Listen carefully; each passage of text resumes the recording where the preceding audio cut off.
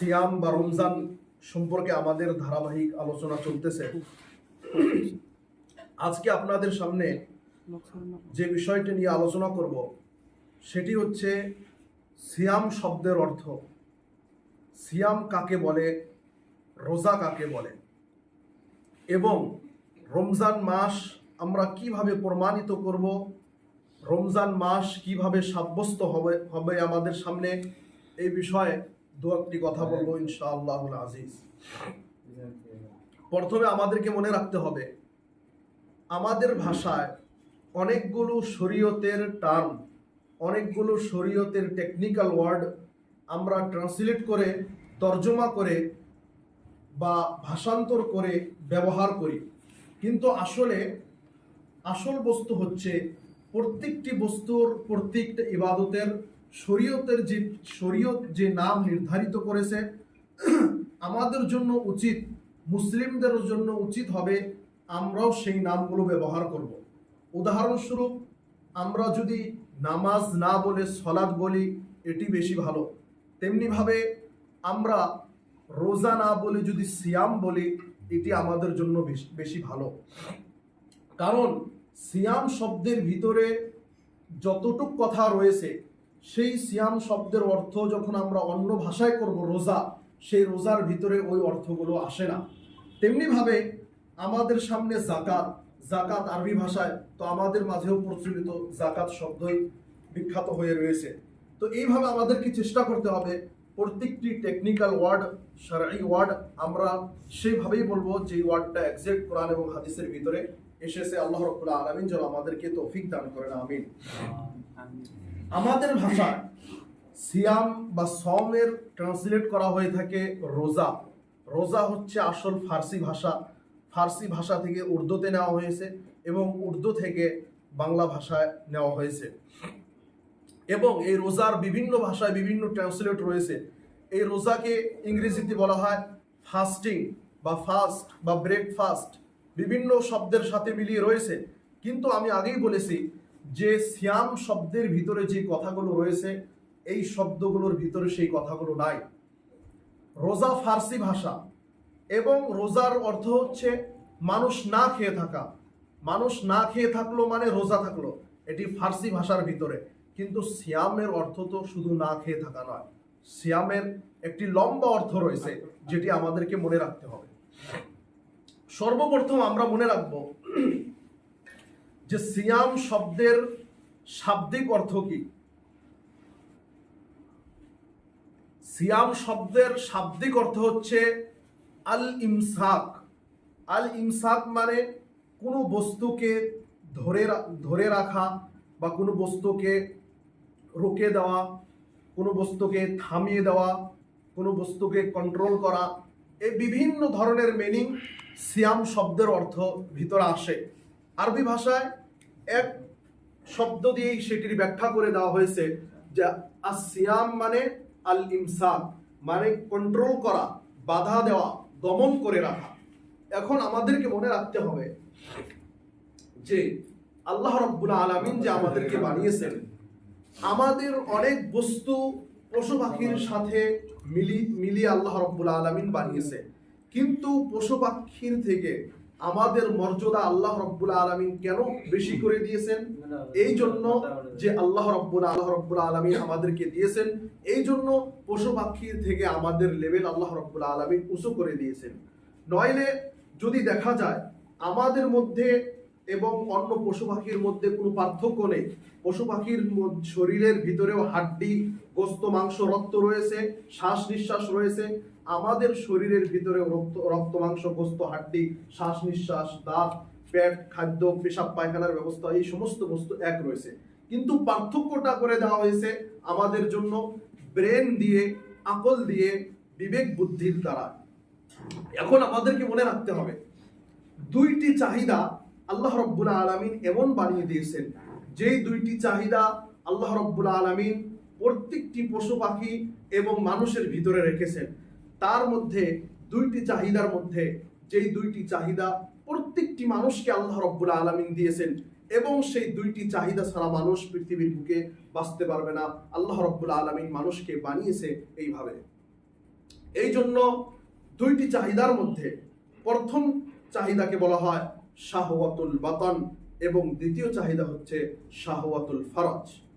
বাতান মানে হচ্ছে পেট, শাহওয়াতুল বাতান মানে পেটের চাহিদা। প্রত্যেকটি মানুষকে আল্লাহ রাব্বুল আলামিন পেটের চাহিদা দিয়েছে, পেটের খাদ্যর খোরাক হিসাবে একটি চাহিদা দিয়েছে। যেই চাহিদা যদি না মেটানো হয় তাহলে মানুষ পৃথিবীর বুকে বাঁচতে পারবে না। এটি হচ্ছে প্রথম চাহিদা।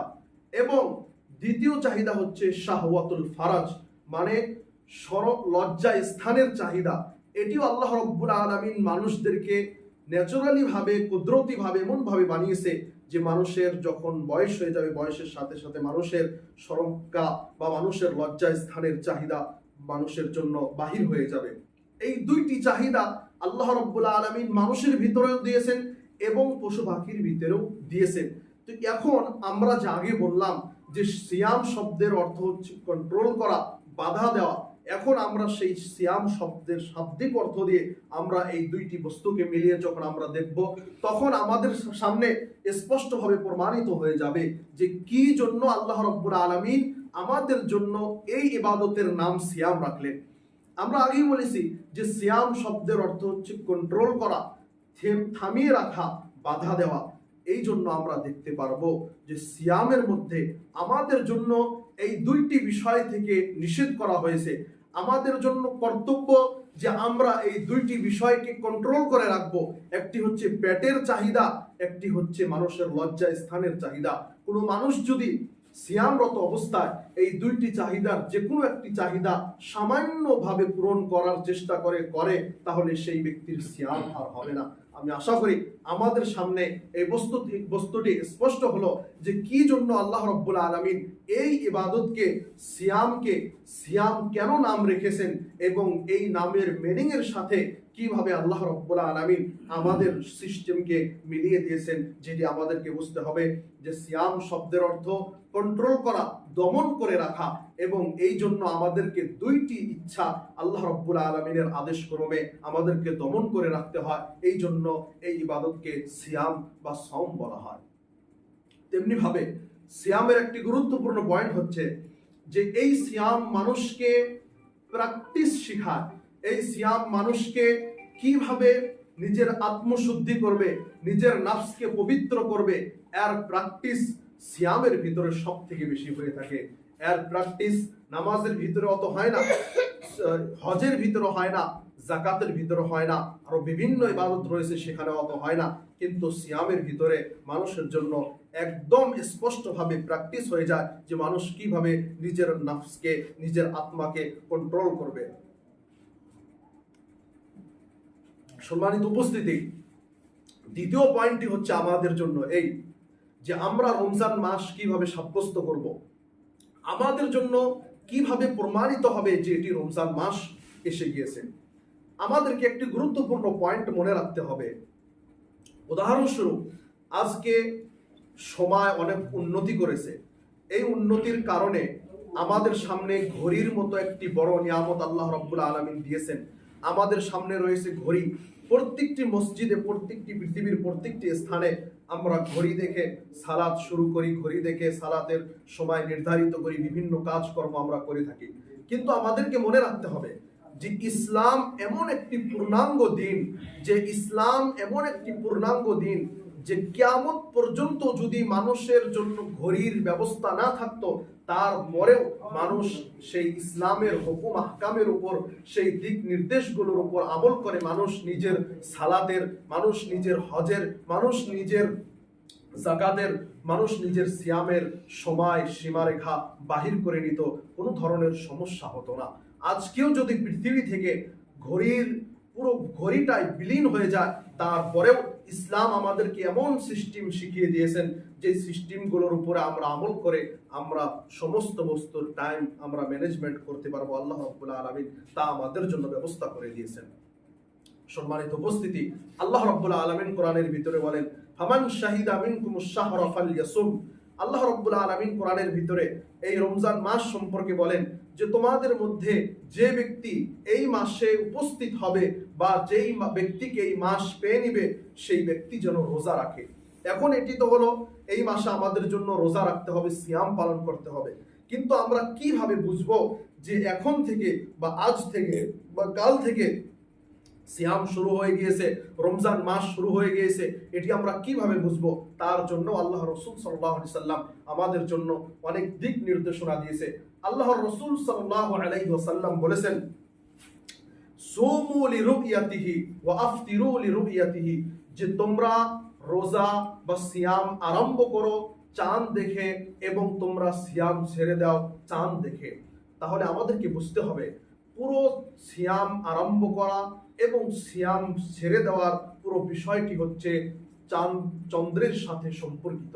চন্দ্র মাসের হিসাবে আমাদেরকে ইসলামের সমস্ত বস্তু আমরা পাই, সেটি সূর্যের হিসাবের মতো সূর্যের হিসাব নয়, বরং ইসলামের মধ্যে যত হুকুম আহকাম সময়ের সাথে সম্পর্কিত, প্রত্যেকটি হুকুম আহকাম সেটি চন্দ্র মাসের হিসাবের সাথে সম্পর্কিত।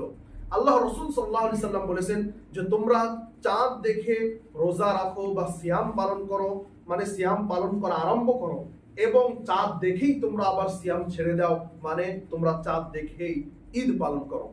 তারপরে আল্লাহ রসুল সাল্লাল্লাহু আলাইহি ওয়াসাল্লাম বলেছেন, ফাইন হুমিয়া আলাইকুম ফাআকমিলু ইদ্দাতা 30 শাবানা, যে যদি তোমাদের জন্য আকাশে চাঁদ দেখা কষ্টকর হয়, অনেক ধরনের শব্দ আল্লাহ রসুল সাল্লাল্লাহু আলাইহি সাল্লাম থেকে প্রমাণিত, যদি তোমাদের জন্য আকাশের মধ্যে চাঁদ দেখা কোনো কষ্টকর হয় বা মেঘাচ্ছন্ন হয়ে থাকে বা বিভিন্ন যে কোনো কারণে যদি তোমাদের জন্য চাঁদ দেখা কষ্টকর হয়, মানে চাঁদ দেখতে পাও না, তাহলে ফাআকমিলু ইদ্দাতা শাবানা 30, তাহলে তোমাদের জন্য কি করতে হবে? তোমাদের জন্য শাবান মাস 30 পূর্ণ করতে হবে। সম্মানিত উপস্থিতি, এটি হলো হাদিস। এখন আমাদেরকে হাদিসটি বুঝতে হবে। আল্লাহর রসুল সাল্লাল্লাহু আলাইহি ওয়াসাল্লাম বলেছেন, মানে আল্লাহ রসুল সাল্লাল্লাহু আলাইহি ওয়াসাল্লামের তো এটি হাদিস হয়ে গেল। এখন আমাদেরকে আমাদের নিজের ভাষায় বুঝতে হবে। সেটি হলো এই যে যদি দেখা যায় 29 শাবানে আমাদের জন্য রমজান মাসের চাঁদ বা রমজান মাসের হিলাল নজর আসলো না, দেখা দিল না, তাহলে মুসলিমদের জন্য কর্তব্য হলো মুসলিমরা শাবান মাস 30 পূর্ণ করে রমজান মাস আরম্ভ করে দিবে। যে কোনো কারণে যদি 29 তারিখে যদি শাবান মাসের চন্দ্র বা চাঁদ দেখা না যায়, তাহলে আমাদেরকে 30 পূর্ণ করতে হবে। তেমনি ভাবে ঈদের ব্যাপারটাও সেই রকম, মানুষ ঈদ পালন করবে, সে তেমনি ভাবে মানুষ ঈদ পালন করবে শাওয়ালের চাঁদ দেখে মানুষ ঈদ পালন করবে। এই কথাটি আল্লাহ রসুল সাল্লাল্লাহু আলাইহি ওয়াসাল্লাম স্পষ্ট করে দিয়েছেন। তারপরে দ্বিতীয় কথা হচ্ছে এই সম্পর্কে, আজকে পৃথিবীর ভিতরে এই চাঁদ নিয়ে বা সারা পৃথিবীর ভিতরে একই দিন ঈদ হবে, এই নিয়ে পৃথিবীর ভিতরে অনেক একটি বড় ধরনের মতভেদ অনেক এক শ্রেণীর আলেম ওলামারা সৃষ্টি করেছেন। আসলে এই ধরনের মতভেদ আল্লাহ রসুল সাল্লাল্লাহু আলাইহি সাল্লামের যুগে ছিল না, এবং আল্লাহ রসুল সাল্লাল্লাহু আলাইহি সাল্লামের যুগ থেকে প্রায় 600-700 বছর যাবত এই ধরনের মতভেদ, এই ধরনের ইখতিলাফ উম্মতের মধ্যে ছিল না। কিছু মানুষ পরবর্তী সময়ে এসে এই ধরনের মতভেদ সৃষ্টি করেছে। কিন্তু আমাদের কি সেই মতভেদের ভিতরে যাওয়ার প্রয়োজন নেই।